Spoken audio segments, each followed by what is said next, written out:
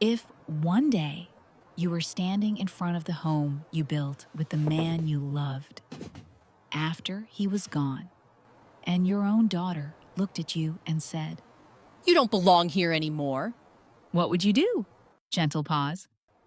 Stay or walk away just to protect the last piece of your dignity. Before we go on, let's pause for a moment. Where are you right now? At the kitchen table? In your car? Or lying awake long after the house has gone quiet? And how do you feel? Honestly? Tired? Unseen? Or simply holding yourself together for one more day? If that question touches something inside you, leave a comment. You're not alone here. I'm Susan. I'm a retired woman now. For most of my life, women sat across from me in quiet rooms on ordinary chairs and told me the things they had never said out loud. I didn't fix their lives. I didn't give them answers. I simply listened long enough for them to hear themselves. And today's story is one of those. Chapter 1. The House Beside the Red Maple Field.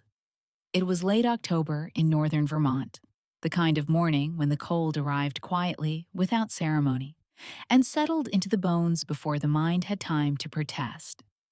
Dawn came pale and slow, light filtering through a thin veil of mist that hovered above the fields, while the red maples stood like watchful witnesses, their leaves burning softly against a sky the color of worn linen.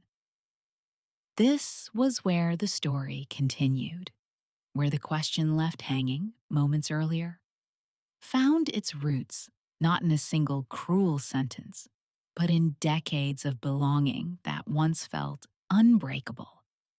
She was known as Eleanor Whitmore, a widow in her early 70s, though the land itself had known her far longer than any name spoken aloud.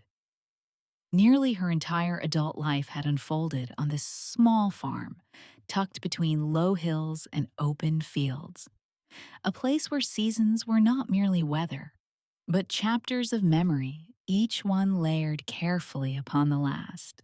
Autumn arrived here with ceremony, igniting the rows of maple trees until the fields looked aflame, while winter came like a patient archivist, sealing laughter, grief, and love beneath heavy blankets of snow. The house at the center of the land was a weathered wooden structure, modest in size and unassuming in shape, yet heavy with remembrance. It did not simply exist to shelter a body from wind or rain. It held the quiet record of a shared life. Its walls remembered the scrape of work boots at the door, the rhythm of hands sanding rough boards smooth, and the low, intimate laughter of two people learning how to endure together. Eleanor and her husband had built it slowly, board by board, often with borrowed tools and tired arms, trading ease for purpose and youth for something sturdier, something that could last. In those early years, the farm had been alive with motion. Mornings began before sunrise, coffee steaming in chipped mugs while frost clung to the grass, and evenings ended with aching muscles and the simple satisfaction of work completed. They had given their strongest years to the soil, to the animals, to each other, believing that devotion, when given freely, would one day return as peace. Love, in that life, had not been loud or ornamental. It had been practical, persistent, and deeply rooted, like the oak tree that still stood behind the barn. Time, however, does not slow itself for sentiment. Eleanor aged as the house aged, both of them softening at the edges, creaking more noticeably in the cold. After her husband's passing, the silence grew heavier, pressing into rooms once filled with conversation. Yet the land remained familiar, faithful in its routines, and Eleanor stayed, not out of stubbornness, but out of recognition. This place knew her. It had shaped her hands, her posture, her patience, and it still greeted her each morning as though nothing essential had been lost. In recent years, a small but meaningful presence had entered her days. Noah, the neighbor's boy, was 16 when Eleanor first truly noticed him, though he had lived nearby for most of his life. He was tall for his age, with narrow shoulders that had not yet learned their strength, sandy brown hair that fell into his eyes, and a habit of keeping his gaze low when spoken to.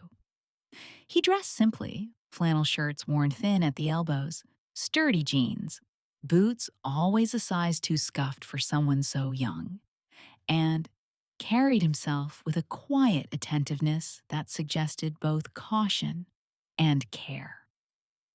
Noah came by after school or on weekends, sometimes at his father's suggestion, sometimes of his own accord. He helped stack firewood with deliberate movements, repaired loose fence posts with surprising patience, and never spoke unless he had something worth saying. There was a gentleness to him, an instinctive respect that revealed itself in small gestures. The way he waited for Eleanor to sit before he did, the way he listened without interrupting, the way his eyes met hers not with curiosity, but acknowledgement. Eleanor found herself looking forward to his visits more than she cared to admit.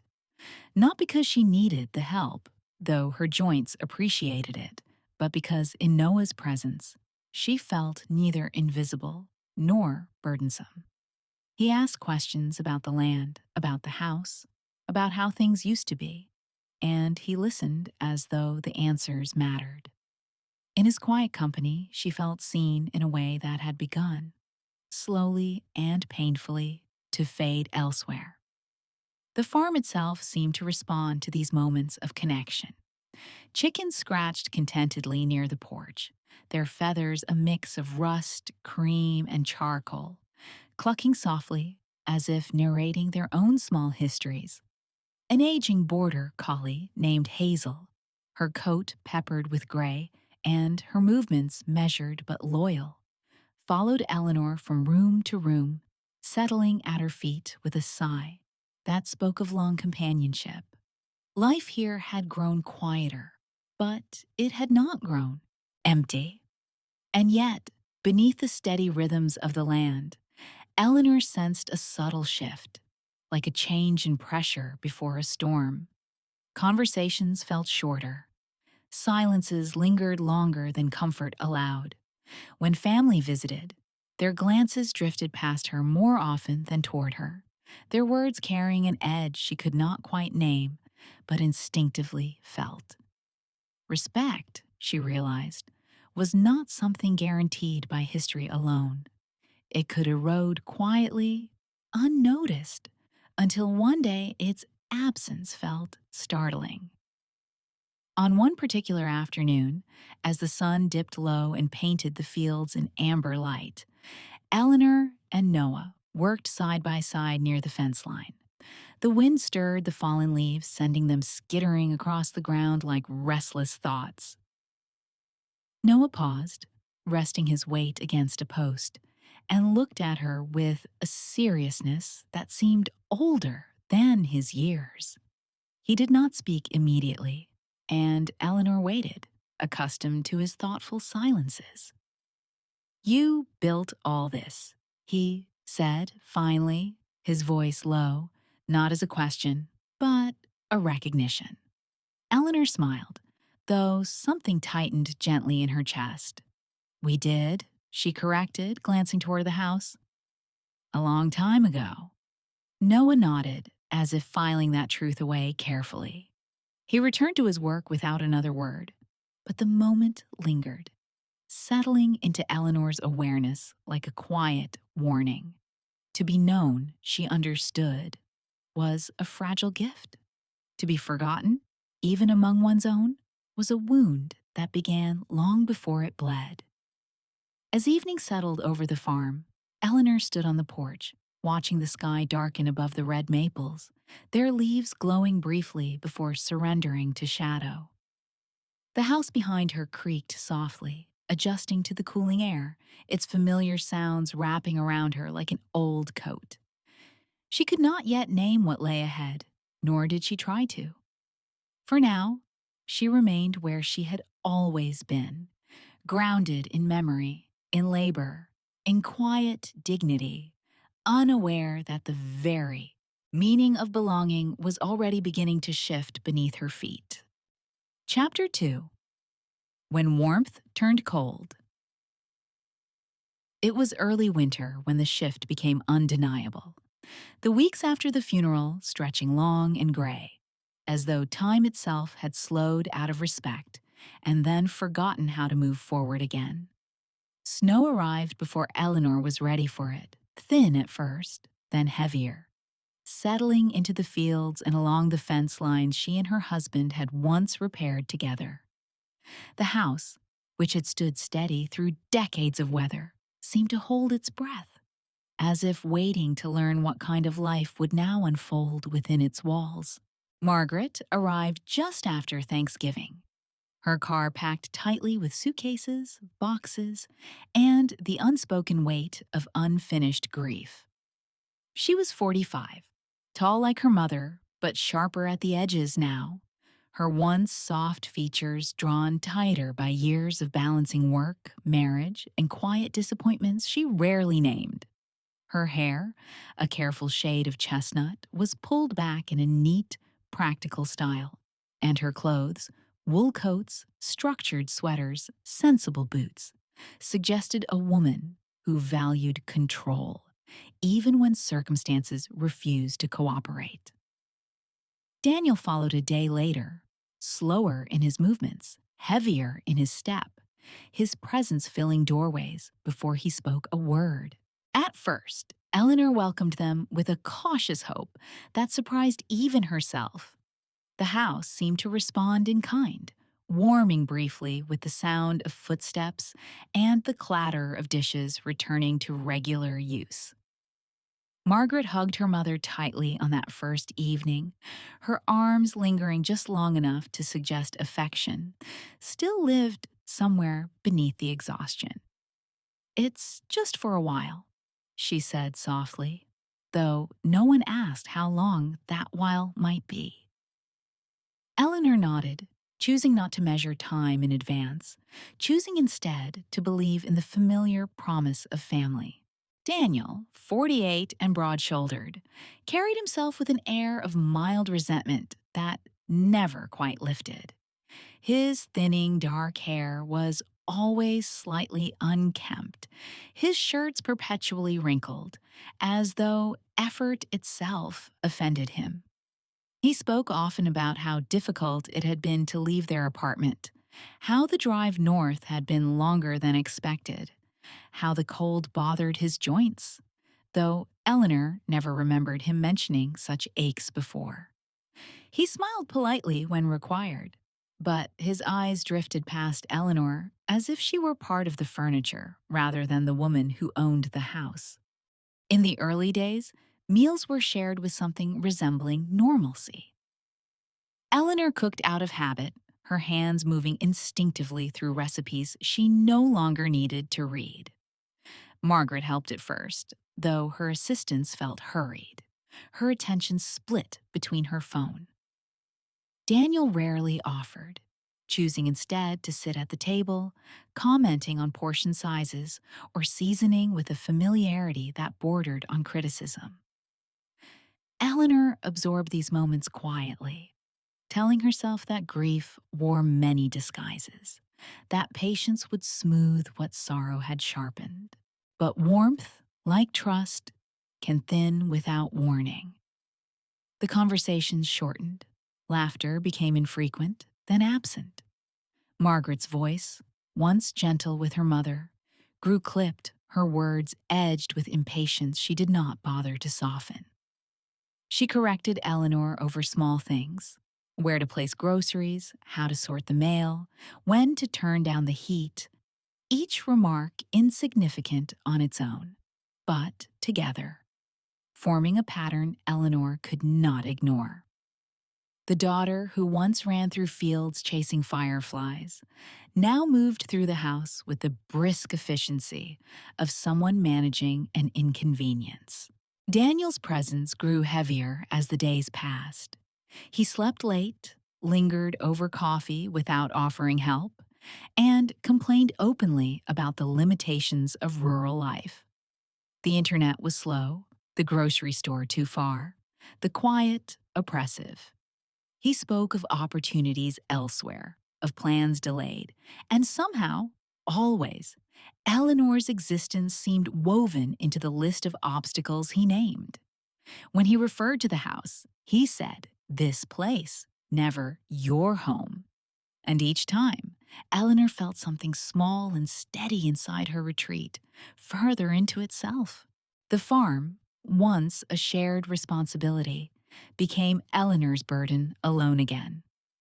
She continued her routines, feeding the chickens, checking the fence lines, calling Hazel back from wandering too far into the snow-dusted woods. Hazel, now well into her 10th year, moved more slowly than before. Her once black coat faded into a gentle gray, her loyalty unchanged. The dog seemed to sense the tension, staying close to Eleanor's side, her dark eyes watchful, her presence a quiet comfort that asked for nothing. Noah noticed the change before Eleanor admitted it, perhaps because he had not grown accustomed to it yet. He continued to come by after school, his visits as steady as ever, though his expression had grown more serious.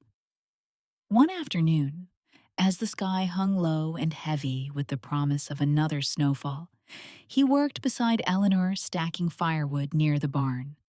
The air was sharp, each breath visible, the rhythm of their movements familiar and unhurried.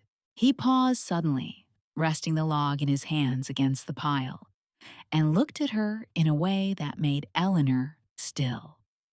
His brow furrowed slightly, his mouth opening and closing once before he spoke, as if weighing the risk of the question itself.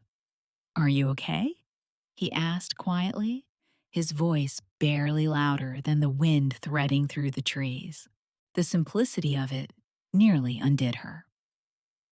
Eleanor felt the words strike somewhere deep and unguarded, a place she had been protecting even from herself. For a moment, she could not answer. Her throat tightened, her vision blurring just enough to make her turn away, pretending to adjust her gloves. No one had asked her that in months. Not Margaret, not Daniel, not anyone who shared her roof and her days. "I'm fine," she said finally, the lie gentle and practiced, offered not to deceive him, but to preserve the fragile balance of the moment. Noah nodded, though his eyes suggested he did not fully believe her. He returned to his work without pressing further, his respect intact, his concern unmistakable. That evening, Eleanor stood alone in the kitchen, washing dishes that no one else had thought to clear. Margaret's laughter drifted from the living room, sharp and unfamiliar, while Daniel's voice followed, low and dismissive. Eleanor watched her reflection in the darkened window, the lines on her face more pronounced in the harsh light, and felt the quiet realization settle into her bones. She was becoming a guest in her own home. The house creaked softly around her, adjusting to the cold, its familiar sounds offering no answers, only acknowledgement. Eleanor dried her hands slowly, deliberately, and turned off the light, leaving the kitchen in shadow. She did not yet name what was happening, nor did she imagine where it might lead. She only knew that something essential had begun to slip away, not with a single dramatic moment, but with the steady erosion of warmth, one unremarked day at a time. Chapter 3. The Night. Truth. Spoke. The night arrived without ceremony, wrapped in the kind of cold that settled deep into the land and refused to leave, as though Vermont itself were holding its breath. Snow pressed softly against the windows, thick enough to mute the world beyond the walls, while the house stood still, its familiar creaks subdued, its warmth thinning hour by hour. This was the quiet that followed too many unspoken days, the kind that grows heavy not from peace, but from restraint. And it was into this silence that the truth finally found its voice. Eleanor had gone to bed early, not from sleepiness, but from exhaustion that reached beyond the body. The events of the past months, grief layered with displacement, patience stretched thin by small daily erasures, had left her hollowed in ways she had not yet learned to name. Hazel lay curled at the foot of the bed, her aging body pressed close as if guarding Eleanor against something unseen, her breathing slow and steady. Outside, the wind traced its fingers along the siding, whispering through the eaves like a warning half remembered. Sometime after midnight, Eleanor woke, not startled, but alert, as though a sound had reached her before her mind could explain it. At first, she thought it was the house settling, an old habit of wood responding to the cold. Then she heard it again. Voices, low and deliberate, drifting from the kitchen below. Margaret's voice carried first, tight and restrained, followed by Daniel's, deeper, steadier, edged with a confidence that did not belong to him alone. Eleanor remained still, her body heavy beneath the quilt, her heart suddenly awake. She did not mean to listen, not at first. Privacy had always been a quiet rule in this house, even now, even as it slipped from her grasp. But the words came anyway, slipping through the thin spaces of the night, unmistakable and uninvited. They spoke of inconvenience, of plans delayed too long, of how things could not continue as they were. Eleanor recognized the cadence of complaint, the familiar rhythm of Daniel's dissatisfaction, but it was Margaret's agreement that cut deepest, her murmured assent folding itself into his certainty. "She's getting older," Margaret said, her voice low, cautious, as though age itself were a liability to be managed. "It's not realistic for her to stay here alone." Daniel responded without hesitation, his tone firm, almost practical. "This house should be ours. We're the ones here now. It just makes sense." The words settled heavily into Eleanor's chest, each one precise, deliberate, stripping away whatever illusions she had still been holding. They spoke of her as though she were already gone, as though her life, her years, her labor had been reduced to an obstacle in their shared future. Vermont's winter had always been unforgiving, but this cold was different. It reached places no weather ever could. Eleanor closed her eyes, not to block out the sound, but to steady herself against it. She listened as they discussed possibilities, timelines, logistics, the inconvenience of care, as if they were rearranging furniture rather than displacing a human life. There was no malice in their voices, only resolve, and that, she realized, was what made it unbearable. When the conversation ended, the silence that followed felt louder than the words themselves. Morning came pale and brittle, light reflecting sharply off the snow-covered ground. Eleanor rose before anyone else, moving slowly, deliberately, her joints stiff from the cold and the night's revelations. Hazel followed her into the hallway, her nails clicking softly against the wooden floor, her tail low, uncertain. Eleanor paused at the top of the stairs, listening. The house felt different now, as though it had shifted while she slept. its familiar boundaries subtly rearranged. She descended quietly, not yet ready to face the day, and stopped short at the sight awaiting her on the porch. Her coats folded unevenly, her sweaters, scarves, shoes, pieces of her life gathered hastily and placed outside, exposed to the cold. The snow had begun to cling to the fabric, dampening wool and leather alike, turning necessity into spectacle. Eleanor stood frozen, the morning air biting into her skin, the reality of the moment settling into her bones with cruel clarity. Margaret appeared behind her, already dressed, her posture rigid, her face set in an expression Eleanor had never seen before. She was composed, but not calm, her eyes skirting Eleanor's as though direct contact might unravel her resolve. Daniel lingered further back, arms crossed, his presence filling the doorway without offering support or apology. The house framed them both, sheltering those who claimed it without question. "Mom," Margaret said, her voice steady but strained, "you need to leave." The words were simple, devoid of explanation or embellishment, and somehow that made them final. Eleanor did not respond immediately. She looked instead at the familiar porch, the worn steps she had climbed thousands of times, the fields beyond dusted in white, the red maples now stripped bare, their branches reaching skyward like open hands. She felt the weight of decades press against her chest, not as regret, but as recognition. From across the yard, Noah stood near the fence line, his breath visible in the cold air. He had arrived early, as he often did, unaware of what the morning would bring. He froze at the sight before him, his hands curling into fists at his sides, his jaw tightening as understanding dawned. He did not move closer, did not speak, but his anger was unmistakable, sharp and helpless, burning against the stillness of the snow-covered ground.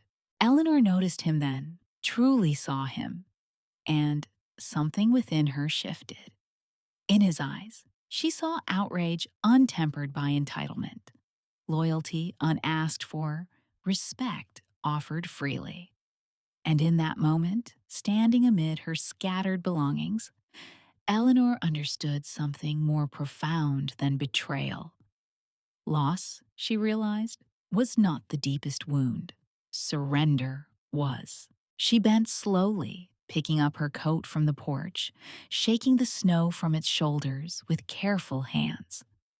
Her movements were deliberate, dignified, refusing the chaos imposed upon her. Margaret watched in silence, her face pale now, uncertainty flickering briefly before she turned away. Daniel said nothing, his gaze fixed elsewhere, as though the moment no longer required his attention. Hazel pressed close to Eleanor's leg, her body tense, her eyes searching her face for direction. Eleanor rested a hand on the dog's head, drawing strength from the familiar warmth beneath her palm. She straightened then, meeting the morning with a steadiness she had not known she possessed. If she did not stand for herself now, she understood, no one else could do it for her, not the house, not the land, not even those who still cared. Dignity, once relinquished, rarely found its way back uninvited. Eleanor took a breath, deep and measured, and stepped forward, not yet knowing where she would go, only that she would go on her own terms. The house remained behind her, silent and unmoving, its loyalty already claimed by those who occupied it. The truth had spoken, and Eleanor had listened. What came next would be hers alone. Chapter 4. Letting Go to Survive. Night fell early that evening, the kind of winter darkness that erased edges and softened even the harshest truths. And it was under this quiet cover that Eleanor finally left the house she had once called home. The words spoken that morning still lingered in the air like frost that refused to melt, and though she moved with care, there was no hesitation left in her steps. What had been taken from her during the day could not be reclaimed by staying. What remained could only be preserved by leaving. She packed very little. A small suitcase held a few changes of clothes, worn but clean, folded with the same precision she had practiced all her life. She chose nothing sentimental, nothing that would weigh her down with memory. Her coat, her boots, and the watch her husband had given her years ago were enough. Hazel, sensing movement and finality, followed her from room to room, her tail low, her eyes alert, her loyalty unquestioning. Eleanor knelt beside her, pressing her forehead briefly against the dog's graying head, whispering words meant more for herself than for Hazel, then rose without looking back. The snow had begun again, light and steady, muting the sound of her footsteps as she crossed the yard toward the barn. The red maples stood stripped and silent, their branches etched sharply against the night sky, while the old oak behind the stable loomed dark and patient. Eleanor paused there, her breath forming small clouds in the cold air, the moment stretching as memory pressed close. This tree had been a witness, too, its roots deep, its trunk scarred by time and weather, its presence steady when so many things had changed. She knelt carefully, her joints protesting the cold, and brushed away the thin layer of snow gathered at the base of the oak. Her hands moved with familiarity, guided by a promise made long ago, when the future had seemed uncertain but shared. Beneath the soil lay a small metal box, dull with age, its surface marked by rust and scratches, its weight heavier than it appeared. Eleanor lifted it with care, cradling it briefly against her chest, feeling not relief, but reassurance. This was not an escape. It was a continuation of something begun with intention. She remembered the day she and her husband had buried it there, laughing quietly at their own secrecy, agreeing without ceremony that some things were best kept out of sight, protected not by locks, but by trust and patience. They had never spoken of it again, not because it was forgotten, but because it did not need to be named. Now, as Eleanor straightened beneath the oak, the promise felt intact, unbroken by the passage of time or the cruelty of circumstance. By the time she reached the road, the house behind her had gone dark. No light followed her departure, no voice called her name. Eleanor adjusted her grip on the suitcase, set her shoulders, and walked forward, the snow swallowing her tracks almost as soon as they formed. She did not know exactly where she would sleep that night, only that she would not return. The certainty of that choice settled into her bones, steady and unyielding. The journey east unfolded quietly over the following days, marked by long stretches of road and the gradual shift of landscape. Vermont's forests gave way to flatter land, then to glimpses of open water that widened Eleanor's breath without her realizing it. When she reached Maine, the air itself felt different, heavier with salt, sharper, alive in a way that startled her senses awake. The sound of the ocean reached her before she saw it, a constant, rhythmic presence that stitched together the horizon she had thought irreparably torn. Eleanor found a small plot of land not far from the coast, modest and unremarkable to most, but perfectly placed for someone who sought quiet rather than spectacle. The ground sloped gently toward the water, dotted with hardy grass and wind-shaped shrubs, and, from its edge, She could see the sea stretch endlessly, indifferent yet enduring. The house she purchased was simple, weathered but sound, its windows facing the water, as if leaning into the view. It was not luxury she sought, but space enough to breathe again, to exist without explanation.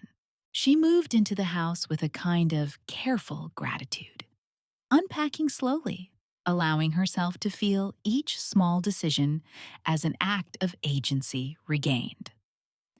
Mornings began with the sound of waves rather than voices raised in impatience. Evenings ended with the creak of the house settling, a familiar sound in an unfamiliar place.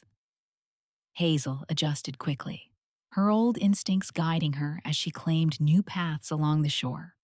Her coat ruffled constantly by the sea wind, her pace slower but content.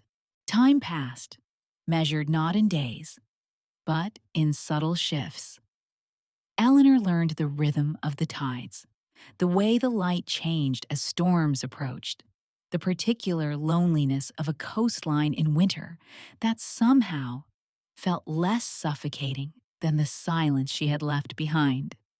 She spoke little, listened much, and allowed herself the rare mercy of not having to perform usefulness for anyone else. Letting go, she discovered, was not a dramatic act, but a series of quiet permissions. Several weeks after her arrival, as Eleanor returned from town with a bag of groceries balanced against her hip, she noticed a familiar figure standing near the fence line that marked the edge of her property. For a moment, she thought exhaustion had conjured him. But then he turned, and there was no mistaking the narrow shoulders, the sandy brown hair now slightly longer, the posture both hesitant and resolute. Noah stood there, hands tucked into the pockets of his jacket, his breath visible in the cold air, his eyes searching hers. He looked older, though only a few weeks had passed, as if the act of choosing had altered him. He wore the same flannel shirts, now layered beneath a heavier coat, his boots scuffed from travel, his expression serious but calm. "I hope it's okay that I came," he said, his voice steady despite the uncertainty in his stance. "I found work nearby. Just temporary, maybe. I didn't want you to think." He stopped, then shook his head slightly. "I just didn't want you to be alone." Eleanor felt something loosen in her chest, a knot she had not known she was carrying. She did not ask how he had found her, nor why he had chosen to leave the farm. Some truths did not require explanation. She nodded once, stepping aside to let him through the gate, the gesture simple and complete. Noah did not come to save her. He came to stand beside her, to offer presence without demand, loyalty without condition. They walked together toward the house, the ocean murmuring steadily in the distance, the wind tugging at their coats. Eleanor felt the weight of the past recede, not erased, but properly placed behind her. Survival, she realized, did not always look like resistance. Sometimes it looked like release. And in letting go of what had refused to hold her, she had made room for something quieter, truer, and entirely her own. Chapter 5: Rebuilding from Ashes. Spring arrived along the Maine coast without urgency, unfolding slowly as if it understood the value of patience. And Eleanor greeted it not with expectation, but with a quiet readiness that surprised her. The winter that followed her departure from Vermont had been long and spare, marked by salt air, empty mornings, and the steady labor of simply remaining present in her own life. Now, as the light lingered a little longer each day, and the earth softened beneath her boots, she began, almost without ceremony, to build again. The house she raised was small, even by modest standards, a simple wooden structure set back from the shoreline just enough to withstand the strongest winds. It had one main room, a narrow kitchen, and windows positioned carefully to catch the morning light off the water. Eleanor worked alongside hired hands when she needed them, but much of the labor she did herself, measuring, sanding, painting, her movements deliberate and unhurried. Each plank set into place felt less like construction and more like declaration. She was still here, and she was choosing how. Around the house, she carved out a garden, turning the soil with hands that remembered this work from decades past. She planted vegetables that thrived in coastal conditions: kale, potatoes, beans, and learned again the quiet satisfaction of watching something grow because she had tended it. A small flock of chickens followed soon after, their feathers a cheerful mix of white and russet, their clucking voices filling the mornings with uncomplicated purpose. Eleanor named none of them, not out of distance, but out of respect for the simplicity of their lives. Peace returned gradually, not as a dramatic reward, but as an absence of harm. There were no raised voices here, no glances that weighed her worth, no moments when her presence felt like an inconvenience to be managed. She discovered that contentment was not born from abundance, but from safety, from the steady knowledge that her dignity would not be questioned before breakfast. Enough, she learned, could be a profound luxury. Noah settled into this new life alongside her, though not without effort. He found work at a nearby boatyard, his days filled with physical labor that demanded both strength and care. He was taller now, broader through the shoulders, his once boyish frame beginning to claim its adult shape, though his manner remained gentle. He wore work clothes stained with salt and grease, his hands roughened by honest effort, his posture marked by a growing confidence rooted not in bravado, but in competence. Eleanor watched him change with a quiet attentiveness, never directing, only guiding when asked.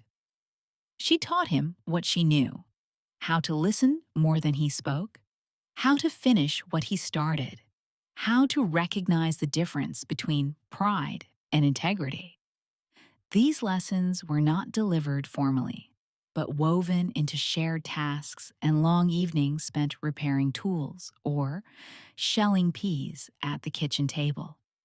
Each word she offered had been paid for dearly, earned through years of endurance and loss.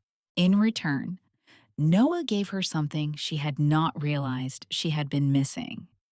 He brought laughter back into the house, tentative at first, then more freely, his humor dry and unexpected.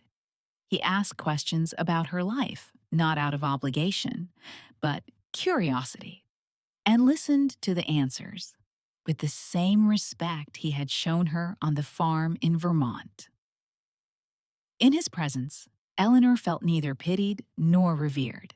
She felt simply known. The seasons turned, marking their passage through small, reliable changes. Summer brought tourists to the coast, their voices and footsteps passing through town without lingering, while Eleanor and Noah remained anchored in their routines. Autumn returned with familiar colors, though different here, softer, shaped by ocean light rather than forest shadow. Each year layered itself gently upon the last, not erasing what came before, but settling into place. News from Vermont arrived eventually, as such things always do, carried by chance conversations and distant acquaintances. Eleanor learned that Margaret and Daniel had sold the farm. The decision rushed, the price lower than it should have been. The money, once imagined as a solution, vanished quickly, spent without the patience or foresight the land had demanded. Their lives, stripped of the structure they had dismissed as burdensome, began to fray at the edges. Eleanor received this information without satisfaction. She felt no surge of vindication, no desire to weigh their losses against her own survival. Freedom had altered her in ways she had not anticipated, loosening her grip on the need for fairness measured in consequence. She understood now that justice, when chased too closely, often keeps the wound open. She chose instead to let the knowledge pass through her, acknowledged and released. On quiet evenings, Eleanor sat on the small porch she had built with her own hands, watching the horizon dissolve into dusk. Hazel, older now, rested at her feet, her muzzle white, her breathing slower but content. Noah often joined her, bringing 2 cups of tea, sitting close enough for warmth without intrusion. They spoke sometimes, and sometimes they did not. The silence between them no longer heavy, but companionable. Eleanor thought often of the woman she had been when she first arrived in Maine, carrying grief and fear in equal measure, uncertain whether survival alone would be enough. Now she understood that rebuilding was not about replacing what had been lost. It was about choosing what would remain. In this life, pared down to essentials, she had found something durable and rare: peace that did not require her to disappear in order to exist. She had built this life from the ashes of what had burned away, not by clinging to the past, but by honoring it and moving forward, all the same. And in doing so, she had reclaimed something no one could ever take from her again: the quiet, unassailable knowledge of her own worth. Chapter 6: The Inheritance of Dignity. The years that followed were gentle in their passing, marked less by milestones than by moments, and Eleanor entered them with a calm acceptance that had once seemed impossible. The house by the sea had settled into itself, its wood weathered by salt and wind, its windows softened by the constant presence of light moving across water. Time no longer felt like something chasing her. It moved beside her now, quietly, without urgency, allowing space for reflection rather than regret. It was during one such quiet season, when her hands had grown slower and her steps more deliberate, that Eleanor began to write her will. She did so not out of fear, but clarity. The document was brief, written in steady handwriting at the small table near the window, the ocean visible beyond the glass like a living reminder of endurance. There were no accusations, no explanations offered, no need to recount wounds already healed by distance and understanding. Eleanor had learned that some truths carried more weight when left unspoken. She left the land and the house to Noah. The decision felt neither dramatic nor sentimental. It was simply accurate. Noah, now a grown man, had remained when others had turned away, had stood beside her without expectation or entitlement. He had earned his place not through blood, but through presence, loyalty, and a kindness that asked for nothing in return. Eleanor sealed the envelope with a sense of quiet completion, as though closing a chapter she had written carefully, word by word, over many years. Her health declined gradually, as such things often do, without sharp turns or sudden alarms. She tired more easily, slept longer, and spent her mornings watching the sea rather than tending the garden. Hazel passed one winter night, curled peacefully near the hearth, her life ending as it had been lived, close to Eleanor's side. Eleanor mourned her without despair, holding gratitude where sorrow might once have taken root. When Eleanor died, it was in the early hours of a calm spring morning, the air cool and bright with possibility. Noah found her seated in her favorite chair, her hands folded neatly in her lap, her face composed in a way that suggested rest rather than departure. The ocean moved steadily beyond the window, indifferent yet constant, as it always had been. There was no struggle, no unfinished gesture. She had gone as she had lived in her final years, without resistance. Margaret arrived 2 days later. She came alone, her car unfamiliar against the quiet landscape, her movements careful as she stepped onto the property. She looked older than Eleanor remembered her. The sharpness in her features softened now by weariness rather than warmth. Her coat was expensive but ill-suited to the wind, her posture rigid, her eyes scanning the house with a mixture of longing and calculation. Grief sat awkwardly on her, tangled with expectation she did not quite know how to disguise. She asked first about the house, not directly, but through questions that circled the subject, about ownership, about paperwork, about what Eleanor might have intended. Noah listened patiently, his expression steady, his voice calm, as he explained that everything had been handled, that Eleanor's wishes were clear and legally documented. Margaret's composure fractured slightly at that, her gaze sharpening, her tone shifting toward disbelief. "I'm her daughter," she said, the words landing heavily between them, as though they should settle the matter entirely. Noah did not argue. He did not raise his voice or defend himself with emotion. He simply told her the truth. Eleanor had chosen, and some things, once lost to greed and neglect, could not be reclaimed by lineage alone. Margaret left that afternoon, her departure quiet, her disappointment unresolved. There was no confrontation, no dramatic reckoning, only the steady finality of consequence.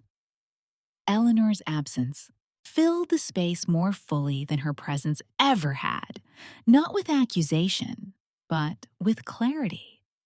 What remained was not bitterness, but understanding. The funeral was small, attended by neighbors and townspeople who had known Eleanor through her later years. Noah stood beside the simple grave overlooking the sea, the wind tugging gently at his coat, the sky open and vast above him. He listened as a few words were spoken, kind and unembellished, and felt the weight of responsibility settle not as burden, but as promise. When the others had gone, Noah remained. He stood alone before the marker bearing Eleanor's name, the sound of waves steady and familiar, and spoke softly, though no one else was there to hear him. He promised to live with the same integrity she had shown him, to protect what had been entrusted to his care, and to remember that dignity was not something granted by others, but claimed through choice. The words felt less like a vow than a continuation of a conversation they had been having for years. Eleanor, in leaving, had lost nothing that truly belonged to her. She had given away what could be passed on and carried with her what could not be taken: self-respect, clarity, and peace. In letting go of the life that had demanded her silence, she had reclaimed the woman she had always been beneath endurance and duty. Letting go had not emptied her hands.